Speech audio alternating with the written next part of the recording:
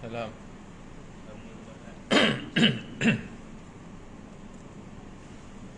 Ini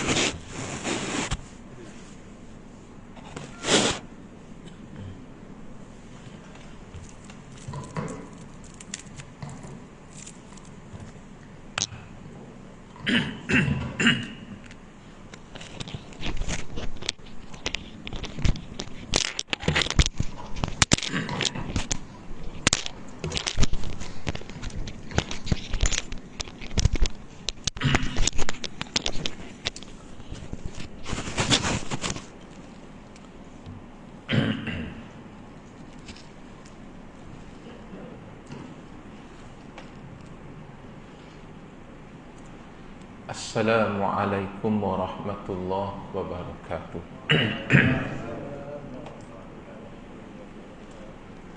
Alhamdulillahi rabbil alamin. Wassalatu wassalamu ala sayyidil mursalin wa ala alihi wa sahbihi wa man tabi'ahum bi ihsanin ila yaumiddin. Allahumma aftah alaina hikmataka wansur alaina min khazaini rahmatika. Allahumma salli wa sallim wa barik ala habibil mustafa imamil muttaqin sayyidina rasulillahi sallallahu alaihi wasallam wa ala alihi wa sahbihi wa mawala. Kepada semua sidang jemaah yang dimuliakan Allah,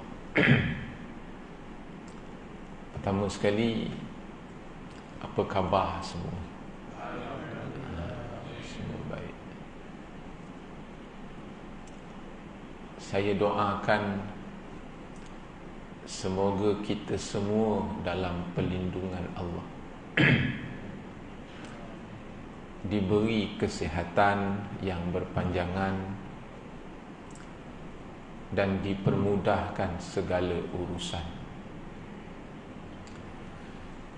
Maka untuk itu pada pagi ini saya ingin membaca dua potong ayat daripada surah At-Taubah, ayat yang ke-34 dan ayat yang ke-35 di dalam surah At-Taubah. Di situ Allah berfirman, ba'da a'udzu billahi minasyaitonir rajim,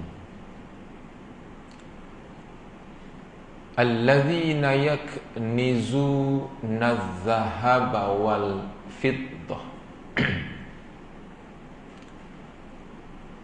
wala yunfikunaha fi sabilillah fabashshirhum bi'adzabin alim yauma yuhma 'alaiha fina rijahannam fatukwa biha jibahuhum wa junubuhum wa zuhuruhum. Ya, hadza ma kanaztum fadhuqu ma kuntum taknizun. Sadaqallahul azim. Ingat surah At-Taubah ayat 34 dan 35. Apa makna ayat tu? Secara ringkasnya untuk pagi ini, Allah maklumkan pada kita orang-orang yang ada menyimpan harta, orang-orang yang ada menyimpan emas dan perak.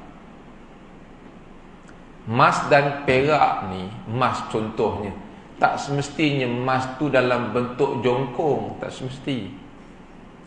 Mungkin emas tu datang dalam bentuk barang-barang kemas, seperti rantai. Mungkin orang lelaki-lelaki tak simpanlah rantai. Seperti gelang, betul? Seperti cincin, ya, ataupun seperti dalam bentuk pelaburan. Contoh hari ni apa, shilling emas, itu juga emas, ya. Jadi untuk orang seumpama ini, Allah beri peringatan kepada dia, orang yang suka simpan emas. Orang tanya, orang beri pilihan pada kita, nak simpan duit ke nak simpan emas, kan? Maka kita akan jawab, sebenarnya lebih bagus kalau kita simpan emas daripada simpan duit, betul tak? Ya, yang kita simpan ni kertas. Sebab tu orang Yahudi, orang kaya-kaya mereka Yahudi, dia simpan emas, tapi kita disuruhnya simpan kertas. Jadi, ya, kita melihat betapa tingginya nilai kertas, tapi mereka melihat betapa tingginya nilai emas. Jadi untuk orang seumpama ini, kalau ada iman, dia kena dengar apa yang Allah maklumkan pada dia, baik lelaki baik perempuan. Allah bagi tahu orang-orang yang ada simpan emas, orang-orang yang ada simpan perak, ya. Kemudian wala yunfiku naha fi sabilillah, langsung dia tidak keluarkan zakat daripada emas dan perak tu.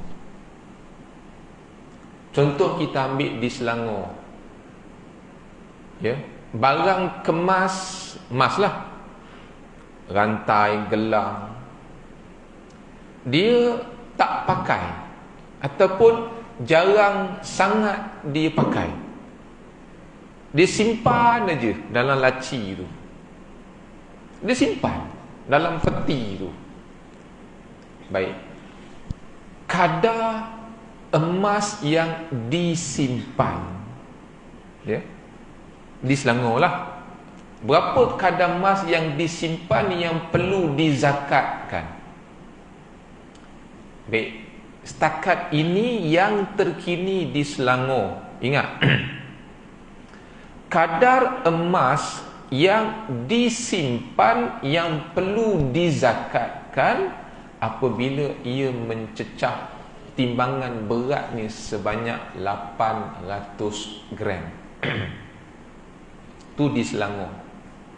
Emas, gelang, segala bagai lah, bila kadar dia 800 gram. Cara kiraan dia macam mana? Kita timbang barang kemas kita, ya, katalah kadar berat emas yang kita simpan tu dia mencecah 1000 gram. Maka cara kiraan dia 1000 gram tolak 800 gram. Kemudian dikalikan pula dengan harga semasa emas. Berapa 1 gram emas sekarang ni? Kemudian dikalikan pula dengan 2.5%. Maka di situ kita akan dapat jawapan dia. Berapa kadar zakat emas yang kita simpan yang perlu dizakatkan. Boleh jumlah emas yang kita simpan ditolak dengan kadar yang ditetapkan di negeri Selangor, iaitu 800 gram. Kemudian kita kalikan dengan harga semasa 1 gram emas berapa, kemudian dikalikan pula dengan 2.5%. Itu jawapan. Emas yang disimpan. Ya, baik. Bagaimana pula Ustaz dengan emas yang kita pakai? Gelang, rantai.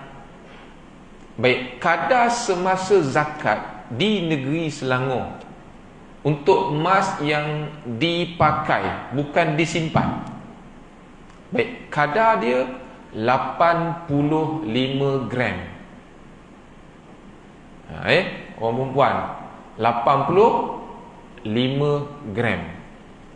Kalau kurang daripada 85 gram, maka tak perlu zakat. Tapi kalau dia melebihi 85 gram, kita ambil contoh mungkin 100 gram dia punya berat emas yang dia pakai. Sama kaedah dia, 100 gram tolak dengan 85 gram dikalikan pula dengan harga semasa dan dikalikan pula dengan 2.5%. Itulah kadar yang perlu dizakatkan. Belajar matematik haji gitu. Ya angguk. Faham ke ni? Okey, haji ambil. Okey, macam mana warga emas pula kata Haji Hamid? Adakah perlu dizakatkan? Haji Din, soalan ni kena tanya orang pusat zakat.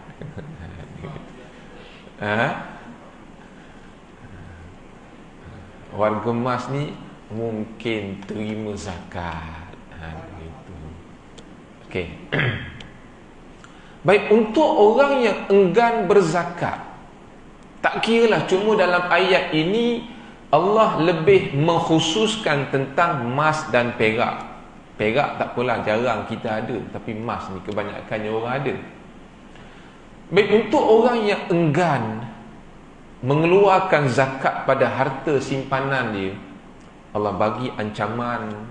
Allah kata fabashirhum bi'azabin alim. Bagi tahu kepada orang ni, kamu akan terima azab yang sangat pedih. Ya, yauma yuhma 'alaiha fi nari jahannam. Sebab orang yang enggan mengeluarkan zakat daripada harta simpanan dia, emas dan perak ni, besok di hari akhirat mereka ni, harta ini akan dibakar. Bukan saja harta emas dan perak itu dibakar, bahkan si penyimpannya pun akan dibakar. Jibahuhum wa junubuhum wa zuhuruhum. Bahkan muka si penyimpan, lambung belakang dia si penyimpan ni, ya, maknanya tubuh badan si penyimpan emas yang enggan berzakat, bukan sahaja reta dia dibakar, bahkan jasad si penyimpan emas yang enggan berzakat pun akan dibakar. Sehingga Allah kata fadhuku ma kuntum taknizun. Rasakan dulu di dunia kamu simpan, kamu tak berzakat, hari ini aku beri azab yang pedih kepada kamu. Ambil, kamu rasakan. Ya, jadi pengajaran dia apa? Simpan boleh, tapi jangan lupa berzakat. Itu saja. Kita nak simpan duit banyak, boleh? Boleh, tapi jangan lupa zakat. Kenapa saya kata gitu? Sebab Nabi SAW dia bagi respon kepada ayat ni. Ya? Apa Nabi kata? Nabi kata man mana'a nafsahu, okay, khamsah, mana Allahu anhu khamsah.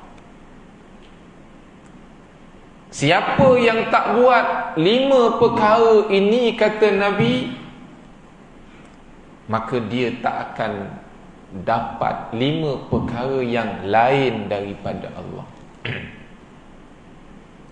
Doktor, saya ulang balik. Nabi kata, sebagai respon daripada ayat At-Taubah 34, 35 tadi, Nabi kata, siapa yang tak buat 5 perkara ni, Haji Mat, Allah akan, dia takkan dapat daripada Allah 5 perkara yang lain. Yang pertama, kata Nabi, dah tentulah respon kepada ayat ni. Nabi kata, mana az-zakata min malihi. Siapa yang langsung tidak keluarkan zakat daripada harta dia, emas, perak. Kalau kita ada zakat pendapatan, kita dapat gaji tak banyak, memang pusat zakat dia keluarkan garis panduan siapa yang layak keluarkan zakat.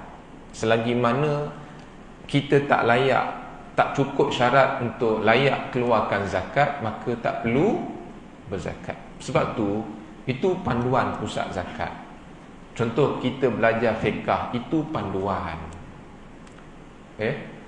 Tapi secara peribadi kita rasa beginilah, Syekh, Allah bagi aku sihat, Allah bagi bini lagi, musim Covid ni pun dia dapat juga bini.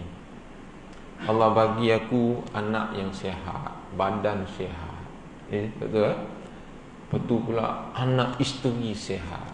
Ini nikmat daripada Allah. Jadi apalah sangat aku nak berkira dengan Allah. Walaupun pekah kata aku ni tak wajib, aku tak tergolong dalam golongan orang yang mesti berzakat. Gaji pun 1,000, gaji pun 1,200, 1,500. Sebagai tanda syukurnya aku dengan Allah di atas segala nikmat, maka aku tak nak berkira dengan Allah, aku tetap juga nak keluarkan zakat. Boleh? Kita dapat gaji Haji Din 1,500. Daripada 1,500 kita nak zakat, boleh tak? Boleh, walaupun tak wajib zakat.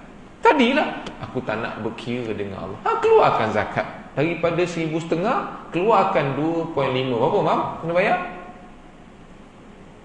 Baru RM25. Miskin ke kita keluarkan zakat lepas tu?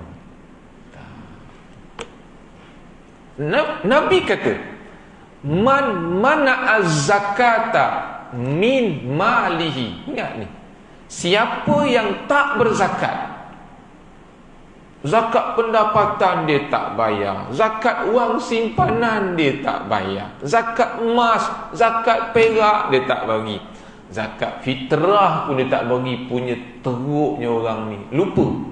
Konon-konon nak lewat-lewatkan, akhirnya lupa. Baik, apa kata Nabi? Siapa yang tak berzakat, mana Allahu hifza malihi minal afas. Siapa yang tidak menzakatkan harta dia, maka Allah takkan pelihara harta dia.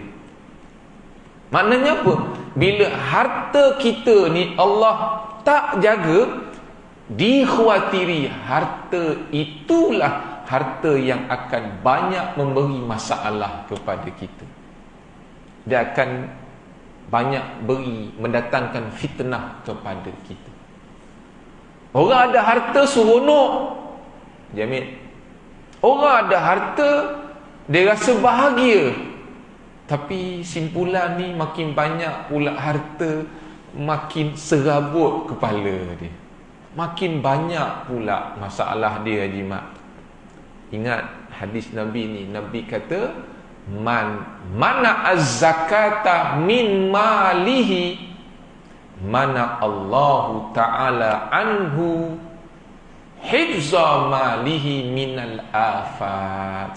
Siapa yang tidak menzakatkan harta benda dia, maka Allah takkan jaga harta dia, Allah takkan pelihara harta dia, sehingga harta-harta itu, saya guna ayat saya, akan banyak mendatangkan masalah kepada dia. Biasa berlaku tak? Kita tengok ada orang tu, hidup dia tak ada berapa nak banyak harta sangat, tapi bahagia. Orang tu banyak harta dia, tapi hidup tak bahagia. Berkemungkinan yang ini dia tak buat. Okey? Baik. Yang kedua, ni yang jimat, orang yang suka berkebun, orang yang bercucuk tanam, dia kena ambil maklum. Maksudnya dia mencari nafkah melalui hasil pertanian. Ni dia kena ingat. Nabi kata lagi, man mana'al usyura mimma yukhriju minal ardi. Siapa yang enggan keluarkan zakat 1/10 daripada hasil tanaman yang dia tanam, sayur, buah-buahan, kan? Apa juga mimma yukhriju minal ardi, ya? Mana Allahu ta'ala al-barakata min kulli kasbih. Siapa yang tak keluarkan 1/10 zakat daripada hasil yang dia dapat daripada bumi, tak semestinya tanaman, mungkin apa, minyak, lagi apa, biji timah, lagi apa. Dia kata mimma yukhriju minal ardi, sesuatu yang keluar daripada bumi. Lagi apa Haji Din? Emas, apa? Minyak, biji, kata Haji Amir. Lagi? Atau korun, pasir. Kalau di Mesir ada satu tasik ni, bila kita korek tasik tu, satu pasir pun tak keluar, yang keluar garam. Makin dikorek, makin banyak pula garam dia. Ni dekat Mesir, orang panggil tasik garam. Jadi 1/10 zakat kita bayar daripada hasil yang keluar daripada bumi. Tapi dia tak keluarkan 1/10. Maka Nabi kata, mana Allahu anhu al-barakata min kulli kasbih. Allah tak akan bagi keberkatan daripada usaha dia pagi, petang, siang, malam, yang dia dapat mungkin harta, tapi dia takkan dapat keberkatan daripada Allah. Tuan-tuan, berkat ni mahal, okay? Dia tak ada jual. Daripada berkat tu datangnya kepuasan. Daripada berkat itulah akan datangnya kecukupan. Cukup. Daripada berkat itulah datangnya qanaah, kesederhanaan dan sebagainya. Boleh? Habis Ustaz, mimma yukhriju minal ardi. Orang tanya saya, yang jual minyak dagu tu, dia dapat daripada yakhruju minal ardi, daripada mayat. Dia jual minyak dagu. Minyak dagu ni, dia kalau kita calik dekat orang tu boleh ikut semua cakap kita. Jadi Haji Amir, kalau nak orang rumah ikut cakap, cari minyak dagu. dagu anak dara yang baru mati, bukan dagu lembu. Haji Mat, calik dia gitu. Kita calik tu, orang akan dengar, orang akan ikut semua cakap kita. Jadi kena zakat tak? Yang ni tak perlu zakat. Okey. Yang ketiga Nabi kata, mana as-sadaqata. Ya. Barang siapa yang langsung tidak bersedekah, sikit pun tak sedekah, ya, langsung. Tadi yang kedua, Allah takkan bagi keberkatan dalam setiap usaha yang dia jalankan. Yang ketiga ni tak sebut, saya sebut yang ketiga. Nabi kata, mana ad-du'a, saya minta maaf, barang siapa yang langsung tidak pernah berdoa kepada Allah,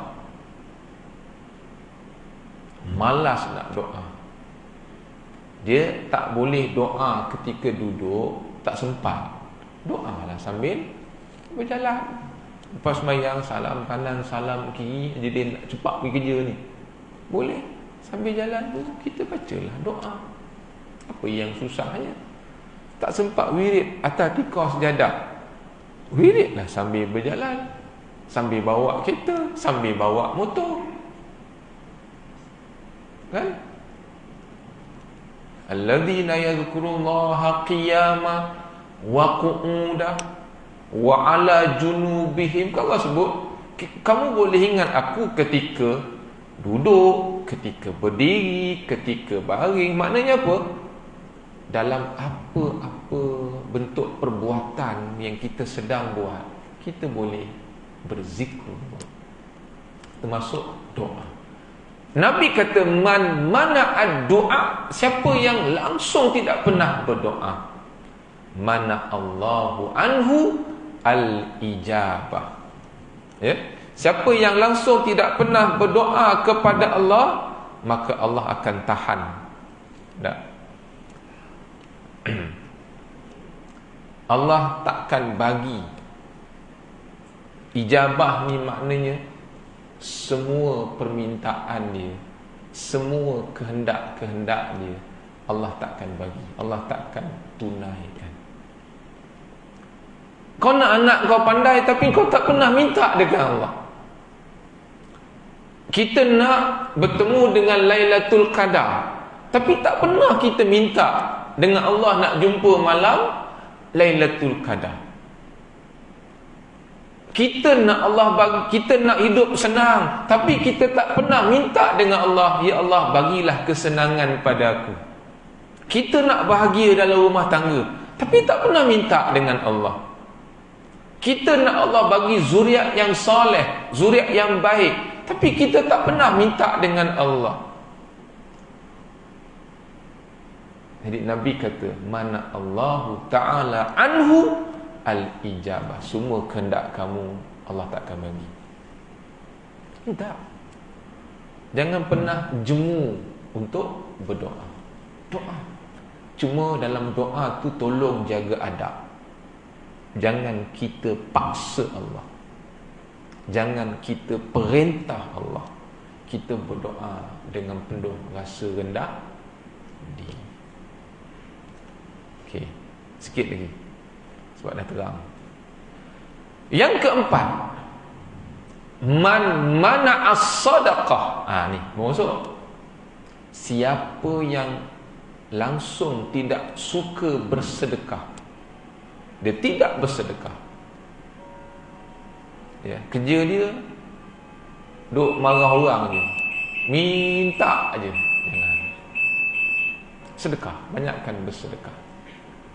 Nabi kata, mana as-sadaqata, mana Allahu Ta'ala anhu Dengar.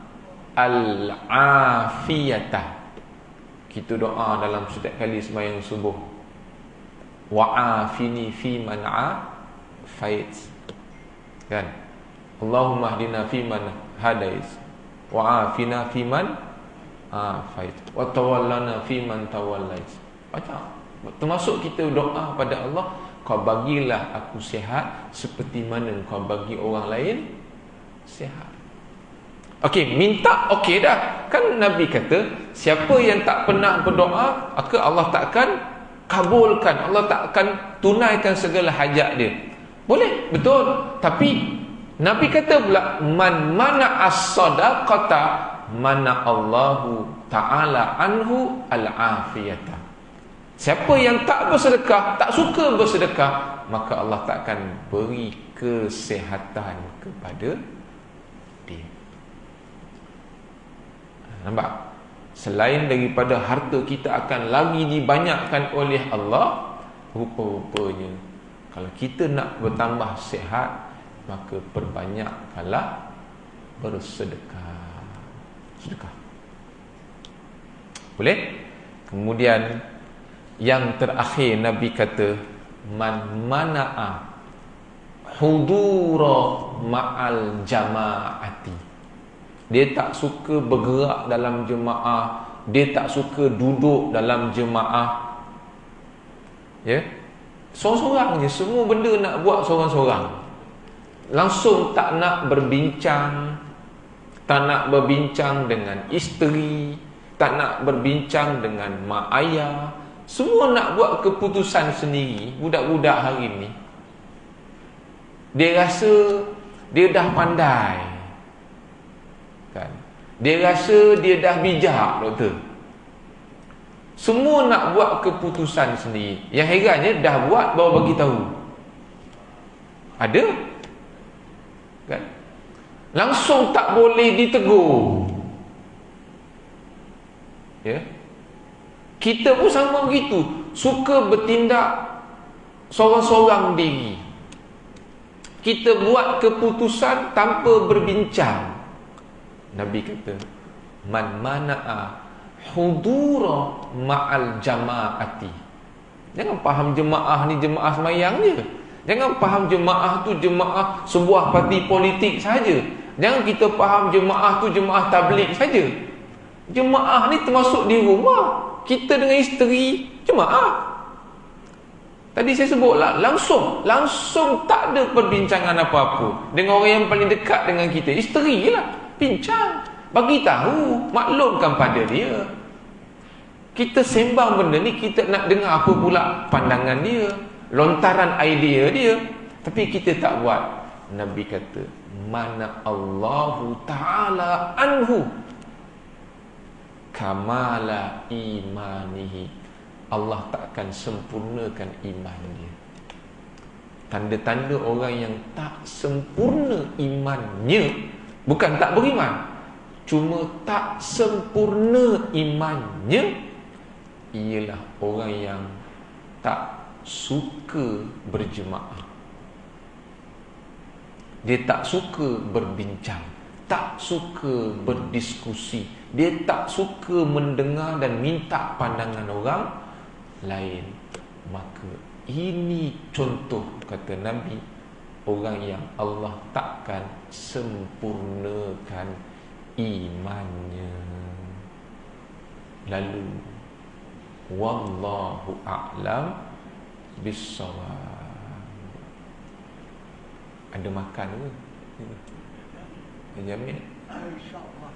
InsyaAllah. Ada kurma. Baik tuan-tuan, ada soalan? Boleh ke ni? Ingat tak 5 tu? Siapa yang tak berzakat, Allah tak pelihara harta dia. Siapa yang tak keluarkan 1/10 daripada hasil bumi yang dia dapat, Allah tak bagi keberkatan pada dia. Bukan pada dia, Allah tak bagi keberkatan dalam usaha dia. Siapa yang tidak suka berdoa, maka Allah tak perkenankan segala kehendak dia.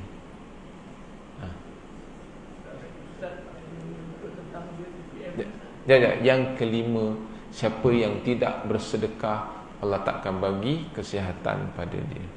Siapa yang tak suka berjemaah, maka Allah takkan beri kesempurnaan pada imannya. Baik, untuk EPF, Razak kan ada, tanyalah dia. Tak, dia tahu. Kalau saya bagi jawapan salah, buatnya ditegur saya kan. Jadi untuk zakat EPF, tanyalah ahli dia. Dia itu. Baik, ha?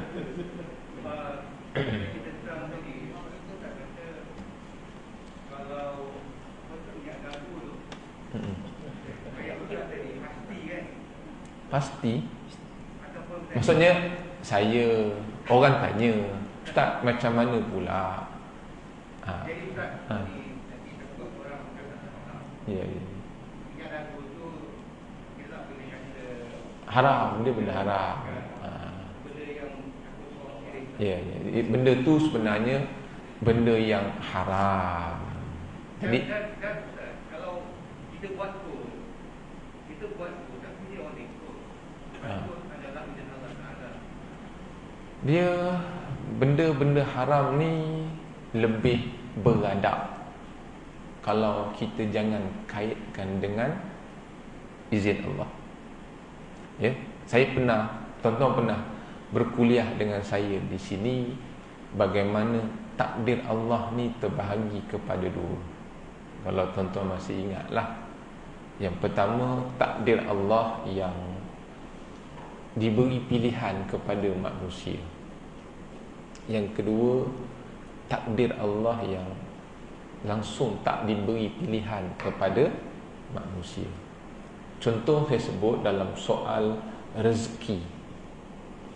Satu hamba Allah dicuri duit tabung surau, na'udzubillah. Kita tangkap dia. Dia pun kata, ini saya mencuri ni semua takdir Allah. Apa kita nak jawab dia? Walhal jelas dia belajar takdir, tapi dia tak belajar pembahagian takdir. Takdir Allah betul. Rezeki daripada Allah, tak ada pilihan. Memang rezeki hanya daripada Allah. Kuliah online hari tu pun saya sebut benda ni. Tak ada pilihan. Manusia tak ada pilihan. Kita tak boleh kata aku yang tentukan rezeki kamu. Tak ada. Allah tak bagi pilihan. Bab rezeki yang hanya menentukan rezeki kepada manusia dan makhluk yang lain hanya Allah sahaja. Maka ini dinamakan Al-Musayyar. Takdir Allah yang manusia tak ada pilihan. Manusia tak boleh buat pilihan. Aku tak naklah Allah bagi rezeki kat aku, engkau yang bagi rezeki kat aku. Tak boleh. Yang kedua, takdir Allah yang manusia diberi pilihan. Contoh, rezeki Allah bagi, tapi bagaimana manusia nak dapatkan rezeki, itu pilihan manusia. Sekarang mencuri, dia yang pilih nak mencuri. Rezeki tu Allah yang bagi. Dia curi dapatlah RM8 contoh. RM8 tu memanglah rezeki, tapi cara kamu nak dapatkan RM8 tu, itu cara kamu. Yang ni yang banyak orang silap. Faham ni? Baik, tadi saya sebut orang bertanya, macam mana pula Ustaz? Mungkin dia bergurau ke wallah. Sebab saya memang dapat minyak dagu tu. Bukan saya pakai, tak. Ada masa dululah saya sihat semua dulu, orang datang konon-konon nak buat rawatan. Ni Ustaz, contoh minyak dagu. Saya pernah tengok minyak dagu. Jadi budak-budak ni, saya punya budak ni bergurau, Ustaz, minyak dagu ni kan mimma yakhruju minal ardi. Dia dapat daripada mayat yang duduk dalam tanah, dalam bumi lah. Dia kata, adakah perlu dizakatkan? Dijual sebab dia jual. Minyak dagu ni mahal ni. Saya kata yang ni tak perlu dizakatkan sebab dia ni haram. Benda ni benda haram. Dia yang kata mimma yakhruju minal ardi seperti mineral. Benda-benda semula jadi. Yang ni kita kena keluarkan 1/10. Tapi yang benda-benda haram, kalau boleh jangan kita sandarkan dengan kehendak Allah. Contoh kita kata Allah jadikan semua benda, betul. Tapi benda-benda najis lebih beradab, jangan kita sandarkan dengan Allah. Ni adab. Soal adab je, bukan soal akidah je. Contoh kita kata, tuan-tuan, tahi pun Allah ciptakan. Betul. Tapi dari segi adab, jangan. Kita bicara bab adab. Dari segi adab, benda-benda najis, benda-benda kotor, kalau boleh jangan kita kaitkan dengan Allah. Tapi kadang-kadang kita ni masih banyak punya mitos. Ya, ya. Kan putih, anak kubur, benda-benda tu kita kena Ya, ya. kena menolak, beritahu benda ni tak boleh. Ya, tak boleh, ya. Hari Ustaz, ni viral dulu lah. Ustaz Kariman dia kata, duit ni tak perlu zakat, wallahualam. Ustaz juga kan? Rasa banyak bila kata duit tu yang zakat tu yang wajib adalah emas. Tapi duit sebab dia kertas, jadi tak wajib zakat. Yang tu mungkin Ustaz. Boleh tak? Dan sebenarnya bukan kertas tu yang bernilai, tapi nilai yang ada pada duit tu yang bernilai. Kita simpan kertas tu bukan sebab dia kertas. Kita simpan kertas tu sebab nilai dia. Cuma saya sebut tadi, mana lagi bernilai antara kertas dengan emas. Sebab tu orientalis disuruh orang Islam simpan kertas, tapi dia sendiri simpan emas. So maksud dia duit, kalau kita ada duit kertas tu perlu zakat tak? Yang tu yang Duit ni dia termasuk dari segi harta simpanan. Mana ada orang dapat duit dia buang? Buanglah. Tak ada. Jadi duit ni mungkin dia tak tergolong dalam zakat emas, tapi dia tergolong dalam zakat simpanan. Contoh, orang tanam durian, dia tak kena bayar zakat durian, tapi dia perlu bayar zakat pendapatan. Kalau itu pendapatan dia. Oh, Haji tanam cili, bayar zakat cili. Mana ada zakat cili? Tak ada. Tapi kalau cili itu sumber pendapatan dia, maka dia perlu bayar zakat pendapatan. Ada itu. Faham ni kan? Duit kertas. Oh, kau kena bayar zakat duit. Tak. Kita kena bayar zakat duit itu bila duit tu jadi wang, harta simpanan, tapi adalah dia punya kadar simpanan dia. Bukan asal simpannya kena zakat, asal simpannya kena zakat. Tak, dia ada kadar dia. Boleh je Mudah-mudahanlah penjelasan yang sikit ini dapat memberi pencerahan kepada kita. Oh, ustaz tu kata mungkin tak cukup nisab dia. Mungkin, ya. Oi, okey,